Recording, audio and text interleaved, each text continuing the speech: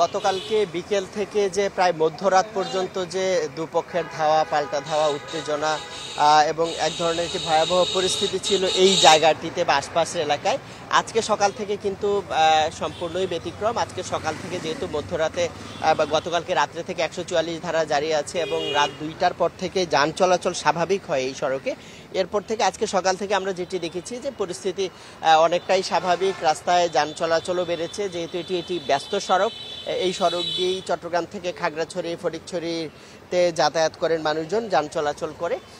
তো সেখানে আসলে স্বাভাবিক যে যান চলাচল সেটি অব্যাহত আছে এবং স্থানীয় যারা আছেন তারাও বের হচ্ছেন। কোনো ধরনের আসলে আমরা অপ্রীতিকর পরিস্থিতি বা উত্তেজনা বা শঙ্কা সেটি কিন্তু আমরা দেখিনি। আশপাশে যে দোকানপাটগুলো আছে সেগুলো খুলেছে অন্যান্য দিনের মতোই, অর্থাৎ গতকালকে যে সংঘর্ষ যে রেশ সেটি আজকে খুব একটা কিন্তু আমরা দেখিনি। এবং তবে আমরা যেটি দেখেছি যে গতকালকে সংঘর্ষের পরে আশপাশের যে বিভিন্ন দোকানপাট সহ বিভিন্ন স্থাপনা, বেশ কিছু স্থাপনায় কিন্তু ভাঙচুর বা ভাঙ্গার চিত্র আমরা দেখেছি।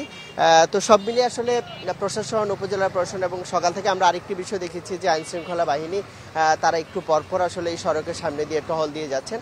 তো সব মিলিয়ে আসলে পরিস্থিতি অনেকটাই স্বাভাবিক আজকে বলা যায়। এবং প্রশাসন যেটি বলছেন যে এই যে বিবদমান যে দুটি পক্ষ, সেই দুই পক্ষকে নিয়েই তারা আসলে বসবেন, সবাই মিলে সম্প্রীতির সাথেই যেন চলা যায় এবং পরবর্তীতে যে এই ছোট্ট ঘটনাকে নিয়ে যেই অপ্রীতিকর পরিস্থিতি তৈরি হয়েছে সামনে যেন এই ধরনের কোনো পরিস্থিতি তৈরি না হয় সেজন্য কিন্তু তারা কাজ করছেন এবং দুই পক্ষের সাথে বসেই পরিস্থিতি যেন সামাল দেওয়া যায় সেজন্য তারা কাজ করবেন, এমনটি কিন্তু তারা আমাদেরকে বলেছেন। এবং আমরা সংবাদটিতে যেটি জানিয়েছিলাম যে বিকাল 4টার সময় দুই পক্ষকে নিয়ে বসার কথা। আপনাকে ধন্যবাদ।